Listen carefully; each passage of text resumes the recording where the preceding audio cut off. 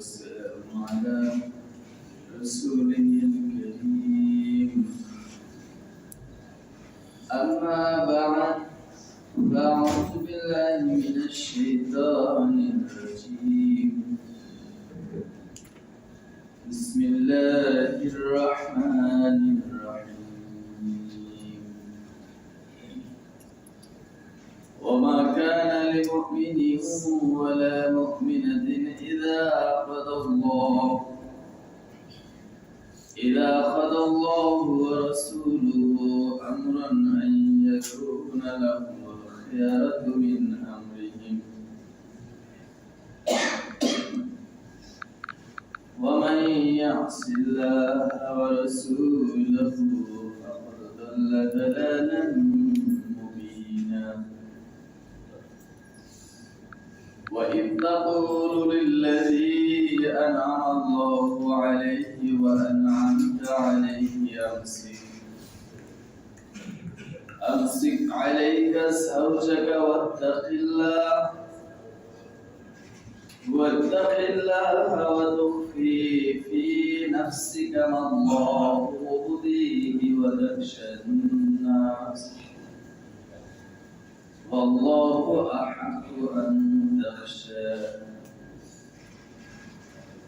فلما قضى زيد منها وطرا زوجناكها لكي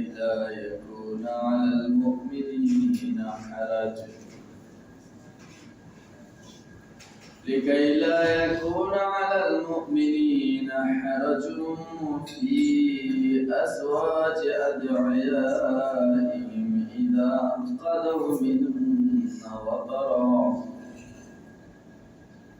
وكان أمر الله مفعولا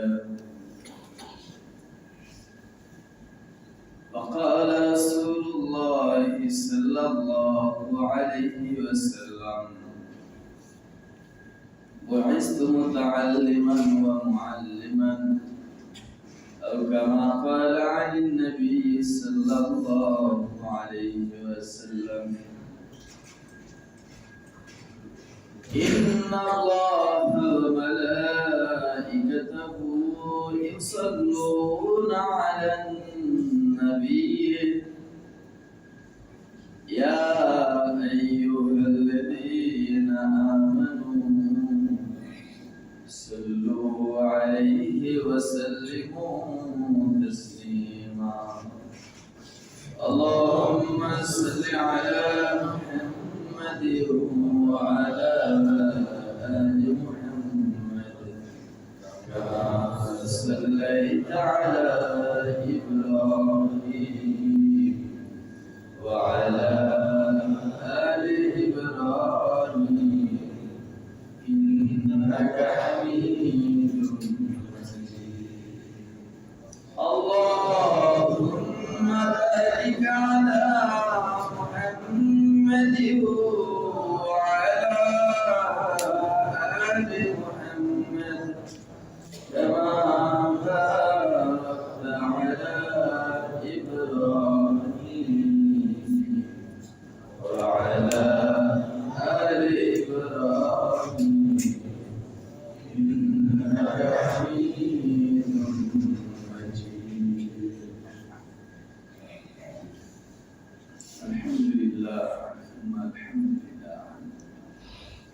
আল্লাহ পাক রব্বুল ইজ্জতের দরবারে লক্ষ কোটি শুকরিয়া যে মহান রব্বুল ইজ্জত আমাদেরকে সুস্থ রেখেছেন, ঈমানের হালতে রেখেছেন, আমল করার সুযোগ দিয়েছেন। এই জন্য তার রহমতের ঘর, বেহেশতের বাগান, মসজিদে আসার তৌফিক দিয়েছেন।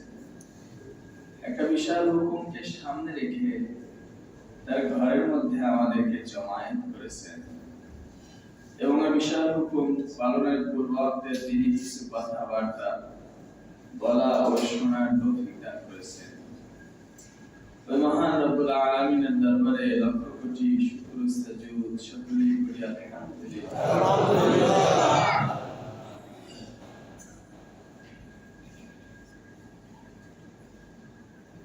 অথবা লক্ষ কোটি দরুদ সালাম মানবতার মুক্তির দূত সর্বযুগের সর্বশ্রেষ্ঠ মানব বিশ্ব মানবতার জন্য চির কল্যাণকামী মহাপুরুষ মহানবী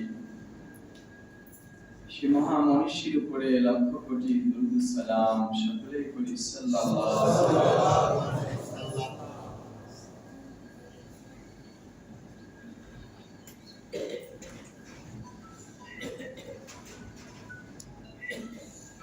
আল্লাহ পাক রব্বুল আলামিনের অসংখ্য সৃষ্টি রয়েছে এবং এই ধারটির বাইরেও আমরা এখন জানি যে আল্লাহ পাকের অসংখ্য সৃষ্টি রয়েছে যেগুলো পৃথিবীর চাইতে লক্ষ লক্ষ কোটি কোটি গুণ বড়। এমন অনেক বড় বড় গ্রহ রয়েছে যেগুলো পৃথিবীর চাইতে অনেক বড়।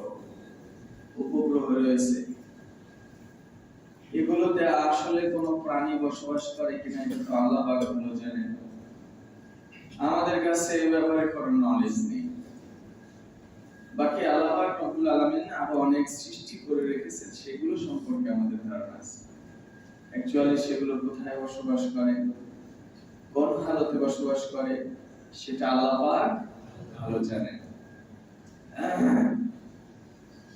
যেমন মুসা আলাইহিস সালাম আল্লাহ পাক রব্বুল আলামিনের কাছে জিজ্ঞাসা করলেন, আল্লাহ এই পৃথিবীর সমস্ত মানুষ যদি আপনাকে অস্বীকার করে, আল্লাহ বলতে মানতে তারা নারাজ হয়, সবাই আপনার বিরুদ্ধে বিদ্রোহ করে, তখন আপনি কি করবেন? আল্লাহ পাক বললেন যে আমি পৃথিবীর সমস্ত মানুষকে ধ্বংস করে দিয়ে আবার নতুন মানুষ তৈরি করব যারা আমি আল্লাহকে আল্লাহ বলে ডাকবে। মুসা আলাইহিস সালাম বললেন, আল্লাহ শুধু মানুষ নয়, সাথে যদি জিন জাতীয় যোগ হয়, মানে মানুষ আর জিন দুটো জাতি একত্রিত হয়ে যদি আপনার বিরুদ্ধে স্লোগান দেয়, তখন আপনি কি করবেন? আল্লাহ পাক বললেন যে দুই জাতিকে খতম করে দিয়ে আবার নতুন মানুষ আর জিন তৈরি করব যারা আমি আল্লাহকে আল্লাহ বলে ডাকবে। এরপর মুসা আলাইহিস সালাম বললেন যে আল্লাহ এই পৃথিবীর সমস্ত মানুষ, সমস্ত জিন, আরো যত সৃষ্টি রয়েছে, সমস্ত বৃক্ষ, তরুলতা, পোকা, মাকড়, পশু, পাখি, চন্দ্র, সূর্য যা আছে সবাই যদি একযোগে আপনার বিরুদ্ধে স্লোগান দেয়, আপনার বিরুদ্ধে আচরণ করে, তখন আপনি কি করবেন? আল্লাহ পাক রব্বুল ইজ্জত বললেন, হে মুসা তুমি জেনে রাখো এই পৃথিবীর মানচিত্রের বাইরে আমি আল্লাহ তাআলা এমন অনেক সৃষ্টি করে রেখেছি। যদি সপ্ত জমিন, সপ্ত আসমান, পাহাড়, পর্বত, বৃক্ষ, তরুলতা, অর্থাৎ আমরা যে ব্রহ্মামণ্ডলের খবর জানি, এই পুরা ব্রহ্মামণ্ডলকে যদি ভেঙে টুকরো টুকরো করে একত্রিত করে ফেলা হয়, তাহলে আমি এই পৃথিবীর মানচিত্রের বাইরে এমন অনেক সৃষ্টি করে রেখেছি। বিশাল একটা ময়দান আছে, সেই ময়দানের মধ্যে একটা গাছ আছে, ওই গাছে হাজার হাজার লক্ষ লক্ষ শাখা প্রশাখা ডালপালা আছে। এক একটা শাখার সাথে, এক একটা ডালের সাথে হাজার হাজার পাতা পল্লব আছে। আর ওই এক একটা পাতার সাথে অনেক বড় বড় অনেক পোকা আছে, শত শত পোকা আছে, সরকা পোকার মতো, যেগুলো লাফালাফি করতেছে পাতার সাথে। কিসের সাথে? বিশাল ময়দান, মাঝখানে একটা গাছ, হাজারো শাখা প্রশাখা, সেই শাখা প্রশাখার সাথে হাজার হাজার পাতা পল্লব, সেই পাতার সাথে শত শত পোকা লাফাচ্ছে। তো আল্লাহ পাক বলেন যে সপ্ত জমিন, সপ্ত আসমান, পাহাড়, পর্বত, বৃক্ষ, তরুলতা সব কিছুকে ভেঙে টুকরো করে যদি আমি আল্লাহ তাআলা একটা লোকমা বানাই, তাহলে সেই যে বৃক্ষ আর সেই বৃক্ষের ডালের সাথে যে পাতা, ওই পাতার সাথে যে পোকা আছে, এই শব্দ জমিন আসমান ভেঙে যে লোকমাটা হবে, এরকম 10টা লোকমা ওইরকম একটা পোকা একবারে গিলে খেতে পারে। এমন 10টা লোকমা ওরকম কয়টা পোকা? একটা পোকা একই সময়ে গিলে খেতে পারে। এমন সৃষ্টি আমি আল্লাহ তাআলা করে রেখেছি। তো আল্লাহ পাক রব্বুল আলামিনের যত সৃষ্টি আছে, এত বড় বড় সৃষ্টি, আবার আমরা এই পৃথিবীতে বসবাস করি, এখানেও অনেক বড় বড় সৃষ্টি আছে। আমাদের যে অনেক শক্তিশালী, আমাদের যে অনেক বিশাল দেহী আছে না নাই? কিন্তু সমস্ত সৃষ্টির মধ্যে আল্লাহ পাক রব্বুল আলামিন শ্রেষ্ঠ বানিয়েছেন কাকে? সম্মানিত করেছেন মানুষকে। এত সৃষ্টি, এদের কারোর জন্য জান্নাত নাই। কারোর জন্য কি নাই? জান্নাত নাই। এত বড় বড় সৃষ্টি, এত দামি দামি সৃষ্টি, কারোর জন্য জান্নাত নাই। জান্নাত বানিয়েছেন শুধু কাদের জন্য? এত বড় বড় সৃষ্টি, এত শক্তিশালী সৃষ্টি, তাদের কাউকে আল্লাহ পাক জান্নাতের মধ্যে তৈরি করেন নাই। মানুষকে তৈরি করেছেন কোথায়? জান্নাতে। তার মানে আমাদেরকে আল্লাহ পাক তৈরি করেছেন জান্নাতের মধ্যে, আমাদের বসবাস করতে দিয়েছিলেন জান্নাতের ভিতরে। আমরা সেখান থেকে ভুল ক্রমে আমাদের আদি পিতা আদম আলাইহিস সালামের মাধ্যমে সেই জান্নাত থেকে দুনিয়ায় চলে এসেছি। এখানে আল্লাহ পাক আমাদের কিছু পরীক্ষা নিরীক্ষা করবেন, তারপরে আবার কোথায় ফেরত নিয়ে যাবেন? কোথায়? জান্নাতে ফেরত নিয়ে যাবেন। তো আমাদের তৈরি হয়েছে জান্নাতের জন্য, আমাদের তৈরি করা হয়েছে জান্নাতের ভিতরে, এবং আমাদের পুনরায় ফেরত নিয়ে যাওয়া হবে জান্নাতের মধ্যে। বাকি পরীক্ষায় যদি আমরা গড়বড় করে ফেলি, হেরফের করে ফেলি, তাহলে তো সমস্যা। তখন আবার জান্নাতের পরিবর্তে জাহান্নামে চলে যেতে হবে। তো যাই হোক, আল্লাহ পাক রব্বুল আলামিন আমাদের এত মহব্বত করেন, এত ভালোবাসেন, এত সম্মান করেন, এত ইজ্জত দিয়েছেন। পুরা পৃথিবী আল্লাহ পাক তৈরি করেছেন মানুষের খেদমতের জন্য। কিসের জন্য? মানুষের খেদমতের জন্য। আর মানুষকে আল্লাহ পাক এতই মহব্বত করেন যে পৃথিবীতে বান্দা যখন আসবে বলে আল্লাহ পাক নির্ধারণ করেন, ঠিক তার 20,000 বছর আগে, কত বছর আগে? 20,000 বছর আগে পৃথিবীতে এসে সে কি খাবে, কি পড়বে, এগুলো আল্লাহ পাক ফয়সালা করে দেন।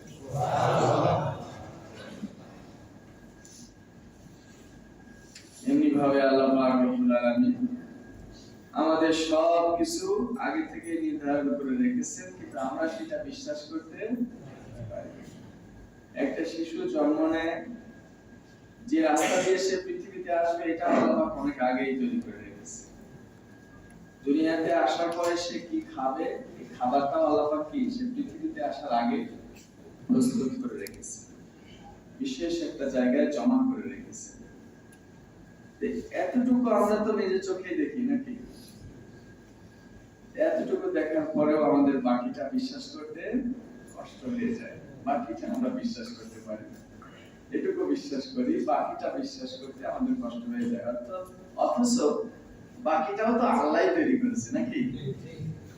এগুলো যেমন আল্লাহ পাক তৈরি করেছেন, বাকিটাও কে তৈরি করেছেন? আল্লাহ পাকই তৈরি করেছেন। কিন্তু আমরা মানতে নারাজ, আমরা মানতে পারি না, আমরা বিশ্বাস করতে পারি না। যাই হোক, এই বিশ্বাস আর এটাই যতদিন পর্যন্ত আমাদের মধ্যে বদ্ধমূল না হবে, যতদিন পর্যন্ত আমাদের এই বিশ্বাস দৃঢ় প্রত্যয়ে পরিণত না হবে, ততদিন পর্যন্ত আমরা সচ্চা ঈমানদার হতে পারবো না।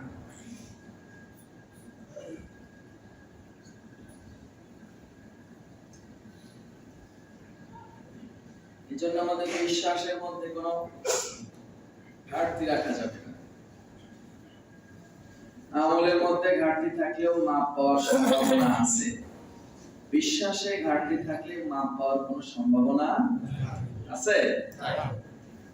যাই হোক, এই বিশ্বাসকে অটুট করার জন্যই আল্লাহ পাক রব্বুল ইজ্জত যুগে যুগে লক্ষ লক্ষ নবী এবং রাসূলদেরকে প্রেরণ করেছিলেন, যাদের কাজ ছিল মানুষ যেই কথাগুলো ভুলে গেছে সেগুলো স্মরণ করিয়ে দেওয়া।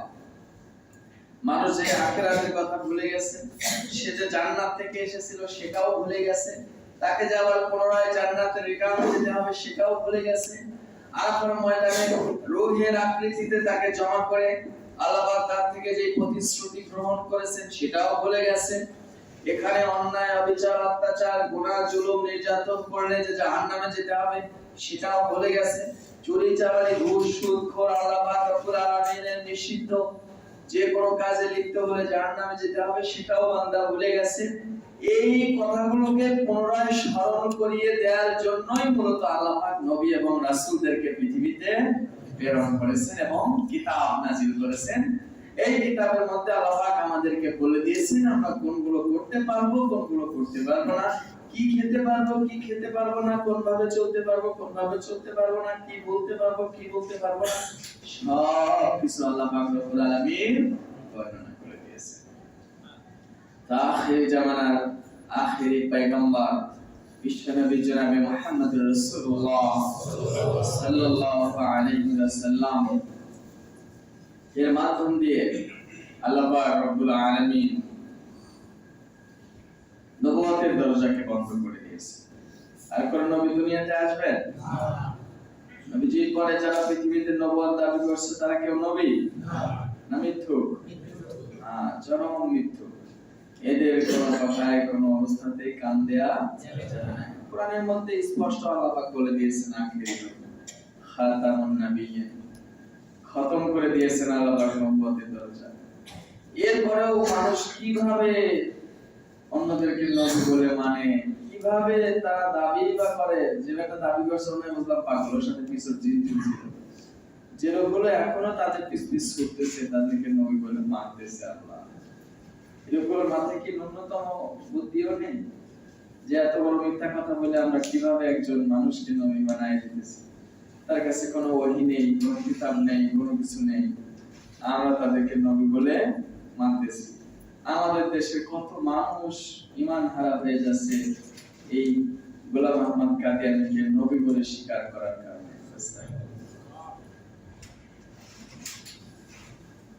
আমাদের ইসলামের মধ্যে যত ফিতনা আছে বেশিরভাগ এই ভারত থেকেই ভারত থেকে তৈরি। যাই হোক, আল্লাহ পাক আমাদের সকল ফিতনা থেকে হেফাজত করুন। রাসূল আখিরি নবী, মানে আল্লাহ পাক ঘোষণা দিয়ে দিয়েছেন। আল্লাহ রাসূল নিজেও অসংখ্য হাদিসের মধ্যে বলে দিয়েছেন লা নাবিয়্যা বা'দি, আমার পরে আর কোনো নবী নবী করিম সাল্লাল্লাহু আলাইহি ওয়াসাল্লাম নবুয়ত পেয়ে গেলেন। প্রথম পর্যায়ে নবুয়ত পাওয়ার পরে তাকে প্রকাশ্যে দাওয়াত দিতে বলা হয়নি, শুধু নিজের কিছু আমল শিখিয়ে দেওয়া হয়েছে এবং নিজের চেনা জানা পরিচিত লোকজনের সাথে আলাপ করতে বলা হয়েছে, দাওয়াত দিতে বলা হয়নি। এভাবে প্রথম ওহী অবতীর্ণ হওয়ার পর দীর্ঘ 3 বছর ওহীর দরজা বন্ধ ছিল। কত বছর? 3 বছর পর্যন্ত ওহীর দরজা বন্ধ ছিল। 3 বছর ওহীর দরজা বন্ধ থাকার পরে হঠাৎ আবার জিবরাইল আলাইহিস সালাম নবী করিম সাল্লাল্লাহু আলাইহি ওয়াসাল্লামের কাছে আসলেন এবং তাকে নির্দেশ করলেন যে অনজুর আশিরাতাকাল আকরাবিন, আপনার নিকট আত্মীয় যারা, নিকটতম লোক যারা, তাদেরকে আপনি দ্বীনের দাওয়াত দিতে থাকেন। গোপনে গোপনে আল্লাহ রাসূল সাল্লাল্লাহু আলাইহি ওয়াসাল্লাম বেশ কয়েকজনকে দাওয়াত দিয়েছেন। আবু বকর সিদ্দিক, খাদিজাতুল কুবরা, যায়েদ ইবনে হারিসা, আলী ইবনে আবু তালেব, তারপরে সাদ ইবনে আবি ওয়াকাস, যায়েদ ইবনে আরকাম, তালহা রাদিয়াল্লাহু তাআলা আনহু, জুবাইর ইবনে আউন, এরকম সোহাইব রুমি রাদিয়াল্লাহু তাআলা, এরকম বেশ কিছু, আবু যার গিফার রাদিয়াল্লাহু তাআলা, বেশ কিছু সাহাবী গোপনে গোপনে তিনি তৈরি করেছেন, তখনও প্রকাশ্যে আসেন নাই। তারপরে যখন মোটামুটি একটা সংখ্যা তৈরি হয়ে গেল এবং আল্লাহ পাক রব্বুল আলামিন নির্দেশ করলেন যে আপনি এবার প্রকাশ্যে আসেন, প্রকাশ্যে দাওয়াত দেওয়া শুরু করেন। এদিকে আল্লাহ রাসূল যখন সাহাবীদের সংখ্যা মোটামুটি বেড়ে গেল, তিনি একটা প্রশস্ত ঘর তৈরি করলেন, যে ঘরের ভেতরে তারা একত্রিত হতেন। আল্লাহ রাসূল তাদেরকে তালিম দিতেন, তরবিয়ত দিতেন, ওহী শোনাইতেন, দাওয়াত দিতেন, ইসলাম শিখাইতেন। কিন্তু সেটা অতি সংগোপনে, কেউ জানতো না। মক্কার লিডাররা কেউ জানতো না, মক্কার কাফেররা কেউ জানতো না। যারা জানলে সমস্যা হবে এরকম কাউকে জানতে দেওয়া হতো না। যখন সংখ্যা দিন দিন বাড়তে লাগলো, তখন মানুষের মধ্যে এগুলো চর্চা হওয়া শুরু হয়ে গেল। মানুষের মধ্যে কানাঘুষা শুরু হলো যে মুহাম্মদ নাকি নতুন একটা ধর্ম প্রবর্তন করতেছে, নতুন একটা ধর্ম নিয়ে এসেছে। কানাঘুষা শুরু হয়ে গেল। আল্লাহ রাসূল সাল্লাল্লাহু আলাইহি ওয়াসাল্লামকে যখন নির্দেশ করা হলো, ওয়ানজুর আশিরাতাকাল আকরাবিন, আপনি আপনার নিকটতম আত্মীয়দেরকে দাওয়াত দিন, আপনার বংশের লোকদেরকে দাওয়াত দিন, সতর্ক করুন। নবী করিম সাল্লাল্লাহু আলাইহি ওয়াসাল্লাম এই ওহী নাযিল হওয়ার সঙ্গে সঙ্গে গায়ের চাদরকে পেঁচিয়ে নিয়ে ঘর থেকে বের হয়ে গেলেন এবং পাহাড়ের উপরে আরোহণ করে সমস্ত মক্কার গোত্রবাসীদেরকে ডাকতে থাকলেন। আগে সমাজে একটা সিস্টেম ছিল, কারো যদি ইমার্জেন্সি কোনো খবর মানুষকে জানানোর দরকার হতো, তাহলে দুইটা পদ্ধতি ছিল। একটা হলো পাহাড়ের উপরে উঠে আগুন জ্বালাই দিত। পাহাড়ের উপরে উঠে যদি কেউ আগুন জ্বালিয়ে দিত, তাহলে ওই এলাকার লোকজন বুঝতো যে সাইরেন বেজেছে, সতর্কবাণী, সতর্ককারী সাইরেন বেজেছে, এখানে সবাইকে কি করতে হবে? জমায়েত হতে হবে। আর একটা ছিল হলো পাহাড়ের উপরে উঠে একটা বড় লাঠির মাথায় কাপড় বেঁধে ঘুরাইতো। এই কাপড়টা কি ঘুরাতো। কাপড়টা ঘোরালে পরে ওই কাপড় যারা চোখে দেখতো তারা সবাই বুঝতো যে ওখানে কেউ আমাদেরকে ইমার্জেন্সি ডেকে পাঠিয়েছেন। যার যত কাজ যাই থাক না কেন, সব কিছু ফেলে ছেড়ে রেখে সবাই ওখানে গিয়ে জমা হতো। আল্লাহ রাসূল সাল্লাল্লাহু আলাইহি ওয়াসাল্লাম ঘর থেকে বেরিয়ে পড়লেন। ঘর থেকে বেরিয়ে পাহাড়ের উপরে উঠে লাঠির মাথায় কাপড় বেঁধে লাঠি ঘোরানো শুরু করলেন। মক্কার বিভিন্ন গোত্রের নাম ধরে ধরে ডাকতে থাকলেন। হে বনি কুরাইশ, হে বনি আব্দুল মুত্তালিব, বনি হাশিম, বনি কুসাই ইবনে কিলাব, যারা যারা ছিল তাদের সবাইকে এক এক করে করে নাম ধরে ধরে ডাকতে থাকলেন। সবাই যখন দেখতে পেল যে ওখানে একজন কেউ ইমার্জেন্সি আহ্বান করেছেন আমাদেরকে, সবাই সেখানে গিয়ে জমা হলো। সবাই গিয়ে দেখলো যে আমাদের আল আমিন আমাদের সবাইকে দেখেছে।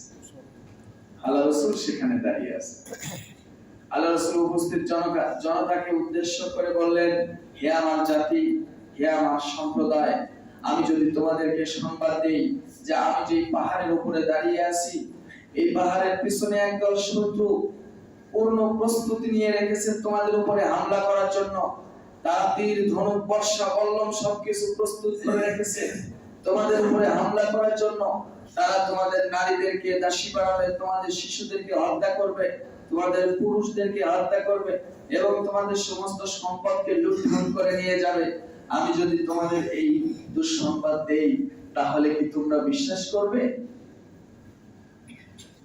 মক্কার উপস্থিত সমস্ত জনতা বলল, হে আল আমিন, হে মুহাম্মদ, আমরা অবশ্যই অকপটে তোমার কথাকে বিশ্বাস করব, কারণ আমরা তোমাকে কোনোদিন মিথ্যা বলতে দেখি নাই। তুমি কোনোদিন আমাদের সামনে মিথ্যা বলনি। অতএব তুমি যদি বলো যে এরকম কোন সমূহ বিপদ আমাদের উপরে ঘনিয়ে আসতেছে, তাহলে আমরা অবশ্যই বিশ্বাস করব যে হ্যাঁ, অবশ্যই এমন কোন বিপদ আছে। আল্লাহ রাসূল সাল্লাল্লাহু আলাইহি সাল্লাম তখন তাদেরকে বললেন, হে আমার জাতি, তোমরা বিশ্বাস করো, তোমরা যে মূর্তি পূজা করো, তোমরা যদি এই মূর্তি পূজাকে বর্জন না করো, আমি তোমাদের কাছে সত্যের বাণী নিয়ে এসেছি, সত্যের দাওয়াত নিয়ে এসেছি। এক এবং অদ্বিতীয় আল্লাহর ইবাদত করো তোমরা। এই কাবা ঘরের যিনি মালিক তার ইবাদত করো। মূর্তি পূজাগুলোকে তোমরা ছেড়ে দাও, মূর্তি বানানো তোমরা ছেড়ে দাও, দেব দেবীর পূজাকে তোমরা ছেড়ে দাও, পরস্পর হানাহানি, খুনাখুনি, মারামারিকে তোমরা ছেড়ে দাও, শিরক আর পুত্তলিককে তোমরা বর্জন করে দাও এবং তোমরা এক আল্লাহর দিকে ফিরে এসো। আমি আল্লাহর কসম করে বলতেছি, আমি যদি পুরো পৃথিবীকে ধোঁকা দিতাম তবুও তোমাদেরকে কখনো ধোঁকা দিতাম না।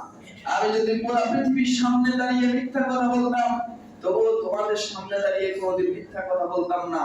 আল্লাহর কসম করে বলতেছি, তোমরা যদি আমার ডাকে সাড়া না দাও তাহলে খুব শীঘ্রই তোমাদের উপরে বিপদ ঘনিয়ে আসবে।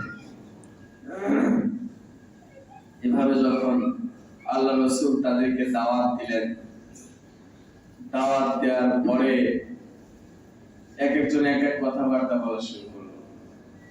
মক্কার কাফেররা, বড় বড় লিডাররা বলতে লাগলো, মুহাম্মদ তুমি এই জন্য আমাদের এখানে ডেকেছো, আমাদের মূল্যবান সময় নষ্ট করার জন্য? আবু লাহাব তো এক হাত আরো সামনে বেড়ে গেল, সামনে বেড়ে গিয়ে সে আল্লাহ রাসূলকে পাথর পর্যন্ত নিক্ষেপ করে দিলেন। তুমি এই জন্য আমাদেরকে এখানে ডেকেছো, আমাদের সময় নষ্ট করার জন্য? সবাই সেখান থেকে ফিরে আসলো, কেউ ইসলাম ধর্ম গ্রহণ করলো না। নবী করিম সাল্লাল্লাহু আলাইহি ওয়াসাল্লাম হতাশা হয়ে ফিরে গেলেন। আবার মানুষের কাছে দাঁড়ে দাঁড়ে বারে বারে ঘুরে ঘুরে দাওয়াত দিতে থাকলেন। এরপরে একদিন তিনি তার বাড়িতে দাওয়াতের আয়োজন করলেন। তার গোত্রের মক্কার সম্ভ্রান্ত লোকদেরকে দাওয়াত করে নিয়ে আসলেন খাওয়ানোর জন্য। দাওয়াতে সবাই উপস্থিত হলো। দাওয়াতে সবাই উপস্থিত হয়ে দাওয়াত সবাই খাইলো। খাওয়া শেষ করার পরে আল্লাহ রাসূল সাল্লাল্লাহু আলাইহি ওয়াসাল্লাম যখন আবার তাদেরকে দাওয়াত দিলেন, দিনের দাওয়াত যখন তাদেরকে দিলেন, তখন তারা সেখান থেকে বিচ্ছিন্ন হয়ে গেল এবং বিভিন্ন ধরনের কথাবার্তা বলা শুরু করলো। একজন শুধু দাঁড়িয়ে থাকলো। কয়জন? একজন। তিনি কে? আলী রাদিয়াল্লাহু তাআলা। তিনি কে? আলী রাদিয়াল্লাহু তাআলা। 20 বছরের একজন বালক, সে ওখানে সোজা হয়ে দাঁড়িয়ে থাকলো এবং আল্লাহ রাসূল সাল্লাল্লাহু আলাইহি ওয়াসাল্লামের দাওয়াতকে তিনি কবুল করলেন। এভাবে গোপনে প্রকাশ্যে ইসলামের দাওয়াত চলতে থাকলো। আর কাফেরদের জুলুম, নির্যাতন, অত্যাচার দিন দিন বাড়তে থাকলো। হঠাৎ করে হজের মৌসুম চলে আসলো। হজের মৌসুম যখন আসলো তখন মক্কার কাফেরদের মাথায় বাজ পড়লো যে হজের মৌসুমে তো পৃথিবীর আনাচে কানাচে থেকে বিভিন্ন ধরনের লোক এখানে আসে। তাহলে মুহাম্মদ যদি সবার কাছে দাওয়াত দেওয়া শুরু করে তাহলে তো তার এই প্রচারিত ধর্ম মক্কার বাইরে চলে যাবে, অন্য মানুষের মধ্যে এটা চর্চা হবে। অতএব যে কোনো মূল্যে এটাকে কি করতে হবে? বন্ধ করতে হবে, প্রতিহত করতে হবে। মক্কার কাফেররা মিলে সবাই মিলে পরামর্শ করলো কি করে বন্ধ করা যায়। সবাই মিলে পরামর্শ করলো দারুন নদওয়া, তাদের যে সভাগৃহ ছিল সংসদের, সেখানে বসে সিদ্ধান্ত হলো মক্কার প্রত্যেকটা অলিতে গলিতে, প্রত্যেকটা প্রবেশ পথে আমাদের নিজস্ব লোক বসিয়ে দেওয়া হবে এবং যখনই কোনো কাফেলা হজের জন্য মক্কায় প্রবেশ করবে তাদেরকে বলে দেওয়া হবে মক্কায় একজন পাগল আছে মুহাম্মদ, তোমরা খবরদার তার কাছে কেউ যেও না, সে জাদু করে এবং কিছু জাদু বাক্য শিক্ষা দেয়। আর তার এই কথা শুনে ভাই ভাইয়ের মাঝে লড়াই লেগে যায়, পিতা পুত্রের মাঝে, স্বামী স্ত্রীর মাঝে, বোন বোনের মাঝে, বন্ধু বন্ধুর মধ্যে দ্বন্দ্ব হয়ে যায়, চাচা ভাতিজার মধ্যে দ্বন্দ্ব হয়ে যায়। অতএব তোমরা কেউ এই পাগলের কাছে যেও না। কিন্তু আল্লাহ পাক রব্বুল আলামিনের মানসা তো কুছ और ही था। আল্লাহ যা চাইবেন তাই হবে নাকি? হ্যাঁ, আল্লাহ যা চাইবেন তাই হবে না? আমি আপনি সবাই মিলে একটা চাইলাম, আল্লাহ পাক আরেকটা চাইলো, বাস্তবায়ন করতে হবে। আল্লাহ পাক রব্বুল আলামিন তার ক্ষমতা সাধারণত বান্দার সামনে প্রদর্শন করেন না দুনিয়াতে। কারণ যে সাইজ আমাদের সামনে আল্লাহ পাকের ক্ষমতা প্রদর্শনের কি আছে? তারপরে মাঝে মাঝে একটু দেখায় দেন, মাঝে মাঝে কি করেন? একটু দেখায় দেন। যখন নাকি একটু বেশি বাড়াবাড়ি করতেছে তখন একটু কি দিয়ে দেন, একটু দেখায় দেন যে না, তুমি যেরকম ভাবছো বিষয়টা এরকম না। নমরুদ প্ল্যান করলো যে সে সিজদা করাবে মানুষকে দিয়ে, কিন্তু মানুষের একটা স্বভাব গুণ হলো সে সাধারণত অন্য মানুষের পায়ে পড়তে চায় না। এই অ্যাটিটিউড দিয়েই মানুষকে আল্লাহ পাক কি তৈরি করেছে। রাজ্যে ঘোষণা করে দিল ফিলিস্তিন, কোথায়? ফিলিস্তিন। ঘোষণা করে দিল যে বাদশাহ সেজদা করতে হবে, না হলে তাকে গর্দান কেটে ফেলা হবে। কেউ সেজদা করে না। দুই চারজন যারা পাঁচটা গোলাম আছে এগুলো ছাড়া বাকি কেউ কি করে না? সেজদা করে না। বুদ্ধিদাতা বুদ্ধিমন্ত্রীদের সাথে সব বসে পরামর্শ করলো কি করা যায়, সেজদা তো কেউ করে না। বুদ্ধিদাতারা বুদ্ধি দিল যে সেজদা নেওয়ার উপায় একটা আছে। কি উপায়? বলে আমাদের দেশের যত ফসল হবে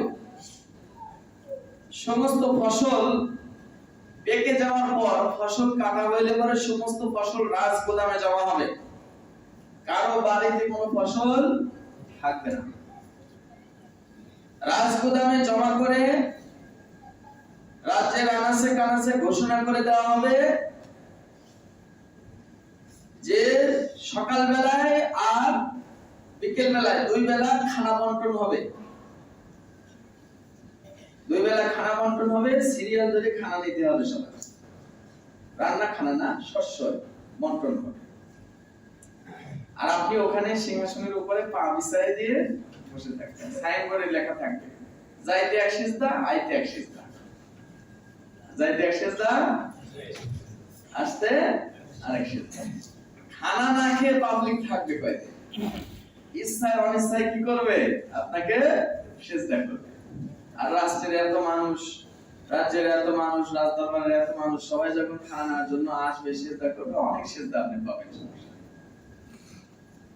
যাই হোক, সিজদা প্রথা চালু হয়ে গেল। সাইনবোর্ড লেখা আছে ওখানে যাইতে এক সিজদা, আসতে আরেক সিজদা, নাহলে খানা দেওয়া হবে না। পরে আল্লাহ পাক রব্বুল আলামিন তাকে ধ্বংস করার সিদ্ধান্ত নিয়ে নিলেন। মশা বাহিনী পাঠালেন।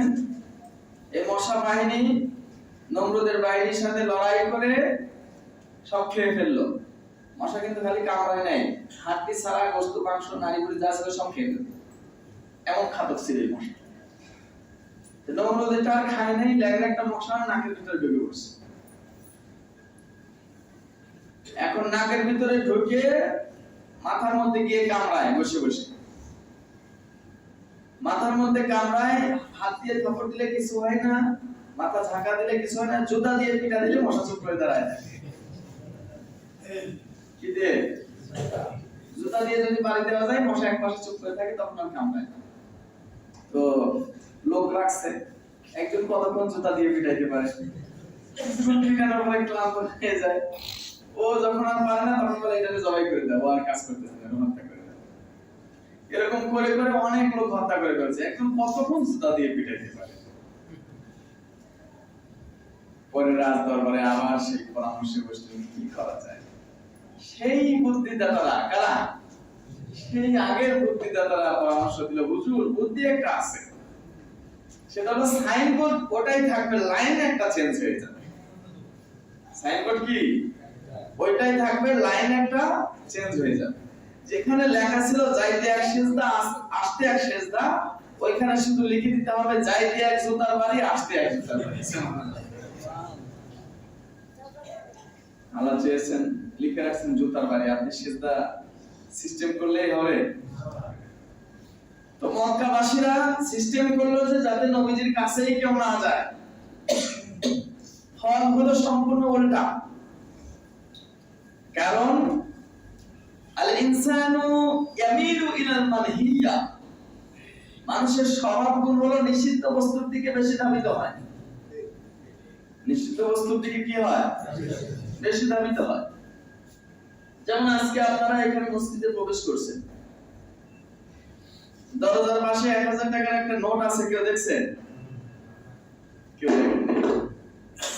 যদি বলা হতো যে ভাই আপনারা মসজিদে ঢোকেন কিন্তু দরজার বাম পাশে কিছু টাকা রাখা আছে, ওইদিকে কেউ তাকায় না, বা ওখানে কিছু একটা রাখা আছে ওইদিকে কেউ তাকায় না, তাহলে তাকাইতেন কি তাকাইতেন না?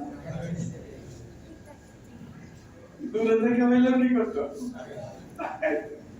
না তাকায় এসে যদি বসতো তাহলে পেরেশানির কোনো সীমা থাকতো না। আল্লাহ কি যেন ছিল ওখানে, কত টাকা যেন ছিল, কেমন যেন ছিল, একটু দেখলেই বা কেমন এরকম হতো না। তো মক্কাবাসী যদি নিষেধ না করতো তাহলে কারো মনের মধ্যে নবীজি দেখার উৎসাহ জাগতো না।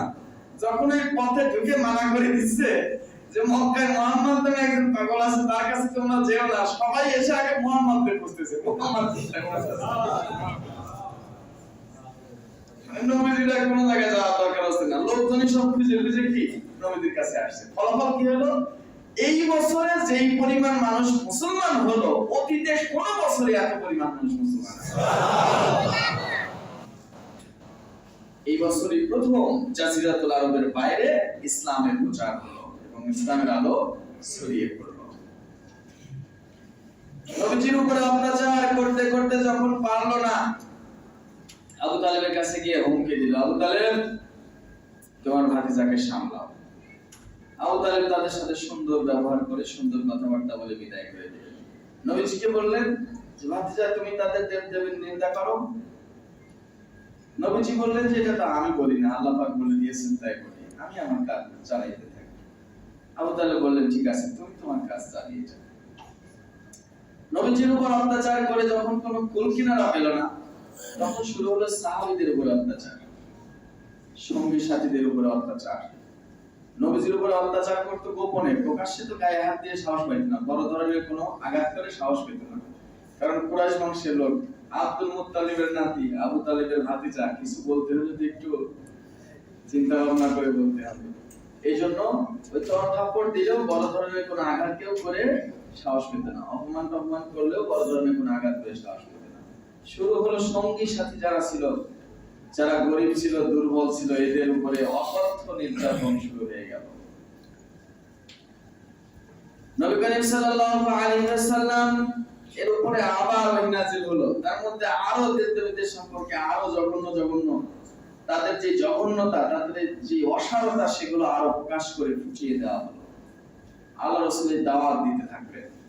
মক্কার সমস্ত লিডাররা এসে আবু তালেবের কাছে আবার ধারণা দিয়ে বলল, আবু তালেব তুমি তোমার ভাতিজাকে ঠেকাও, না হলে আমাদের সাথে লড়াই করার জন্য প্রস্তুত হয়ে যাও। যতক্ষণ পর্যন্ত এক গ্রুপ নিশ্চিহ্ন না হবে, ততক্ষণ পর্যন্ত আমরা তোমার সাথে লড়াই করব।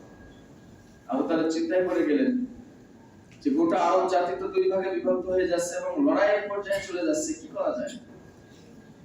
নবী করিম সাল্লাল্লাহু আলাইহি ওয়াসাল্লামকে ডাকলেন, ডেকে আবু তালেব বললেন, ভাতিজা তুমি তোমার কাজ করো, তুমি তাদের দেবদেবীদের বিরুদ্ধে কথা বলো কেন? ইসলাম আসছেই তো দেবদেবীদের বিরুদ্ধে নাকি? দেবদেবীদের ধ্বংস করার জন্য তো আসছে।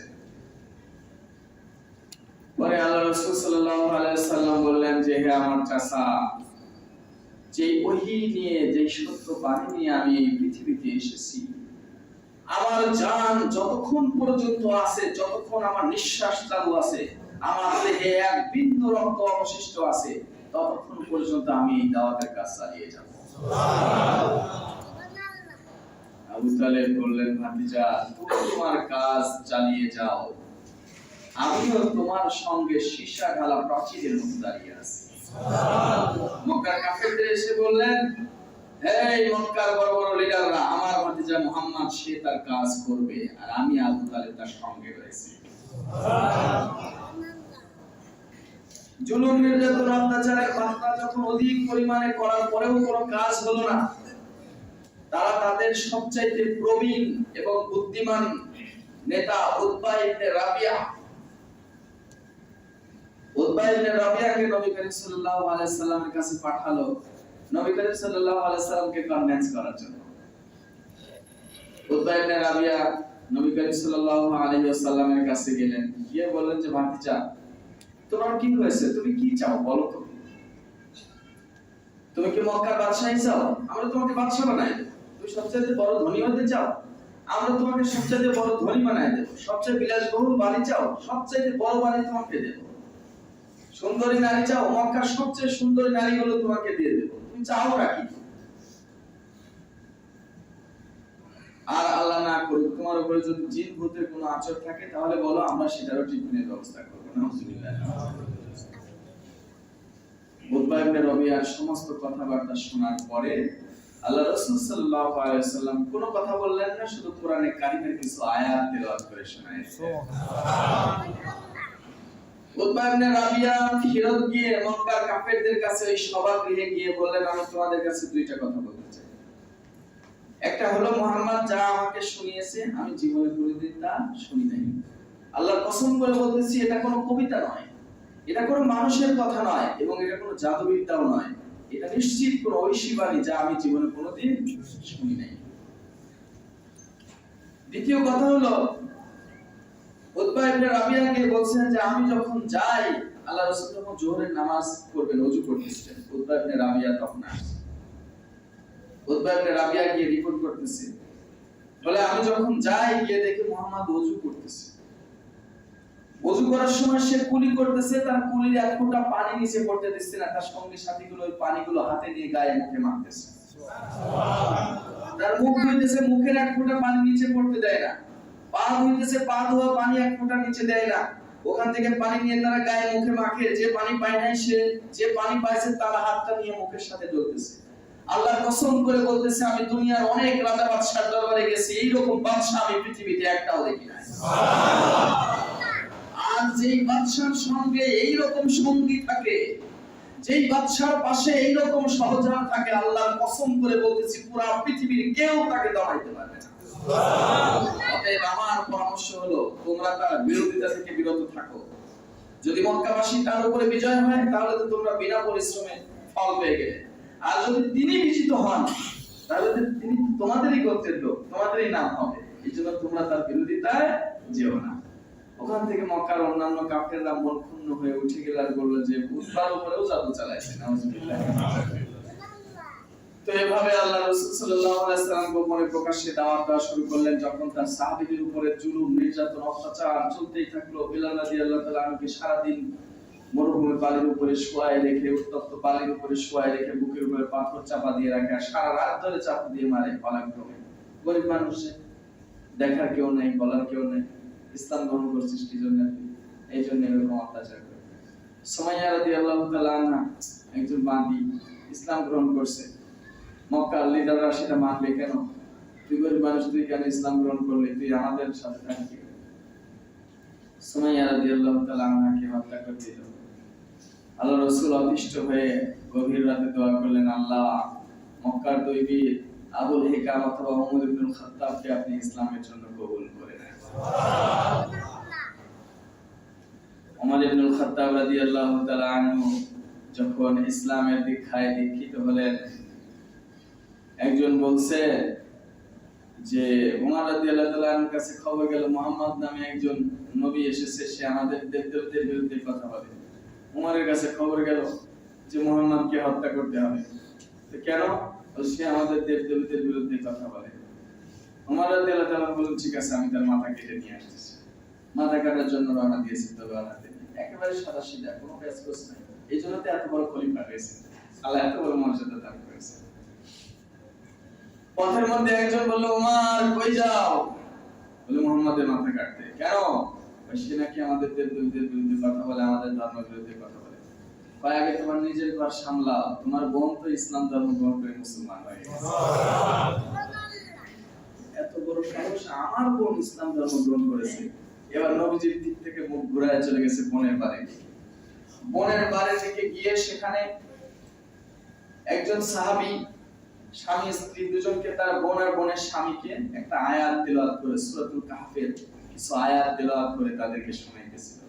ওমর রাদিয়াল্লাহু তাআলা আনহু ঘরের বাইরে থেকে তার কানে ওইটার আওয়াজ গেছে। ঘরের মধ্যে ঢুকছে, দরজায় নক করছে। আমি ওমর, দরজা খুলো। ভয়ে দরজা খুলতেছে না, লাঠি দিয়ে দরজা ভেঙে ভিতরে ঢুকছে। ঢুকে তার ভগ্নিপতির এমন জোরে থাপ্পড় মারছে, থাপ্পড় খেয়ে সাথে সাথে তার গাল দিয়ে রক্ত বেরোচ্ছে। বোনকে পেটাইছে। পেটানোর পরে দুইজনকে মারার পরেও তারা তাদের কথায় অটুট সরতেছে না। আমরা জীবন দিয়ে দেব, কিন্তু এখান থেকে সরতে পারবো না। আমার চিন্তা করলো, কি এমন আছে এর মধ্যে যে জীবন দিয়ে দিচ্ছে তাও সরতেছে না? তারপরে বলছে যে তোমরা কি করতেছিলে ওইটা আমাকে দেখাও। হয় না, এটা তোমাকে দেখানো যাবে না। বলে না, আমি দেখবো। তাহলে আগে তুমি গোসল করো, তুমি না পাক, তুমি গোসল করো, পবিত্র হও, তারপরে তোমাকে দেখাবো। এরপর ওমর রাদিয়াল্লাহু তাআলা গোসল করছেন, পবিত্র হইছেন। তারপরে যখন ওই আয়াত তিলাওয়াত করে শুনছেন, তার দিল বিগলিত হয়েছে, তিনি বলছেন আমাকে মুহাম্মাদের কাছে নিয়ে চলো। ইসলাম ধর্ম গ্রহণ করার পরে নামাজের সময় হয়েছে, গোপনে আযান দিচ্ছে একজন, আস্তে আস্তে নামাজ পড়তেছে, নামাজ পড়বে। ওমর রাদিয়াল্লাহু তাআলা বলেন, ইয়া রাসূলুল্লাহ, আপনি যে দিন নিয়েছেন এটা কি সত্য নয়? বলে অবশ্যই সত্য। আপনি কি সত্য নবী নন? বলে অবশ্যই সত্য। আল্লাহ কি সত্য নয়? বলে অবশ্যই সত্য। তাহলে নামাজ গোপনে কেন হবে? সুবহানাল্লাহ।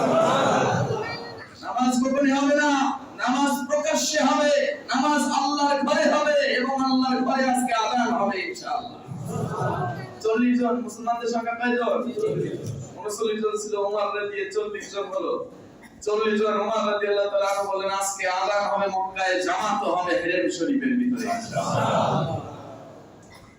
এই প্রথম মুসলমানরা 40 জন একসাথে সারিবদ্ধভাবে আল্লাহ রাসূলের সেই প্রশস্ত গৃহ থেকে বের হয়ে মক্কার দিকে, কাবা শরীফের দিকে রওনা দিলেন। আল্লাহু আকবার, নারায়ে তাকবীর স্লোগান দিতে দিতে কাবা শরীফের দিকে রওনা দিলেন। ওখানে গিয়ে আযান হবে এবং নামাজ হবে ইনশাআল্লাহ। এই প্রথম সেখানে গিয়ে আযান হলো এবং নামাজ আদায় হলো। এভাবে ইসলামের প্রচার প্রসার এর সূচনা হয়েছে, সেখান থেকে নিয়ে আমাদের পর্যন্ত চলে এসেছে। ওয়া আলাইনা ইল্লাল বালাগ।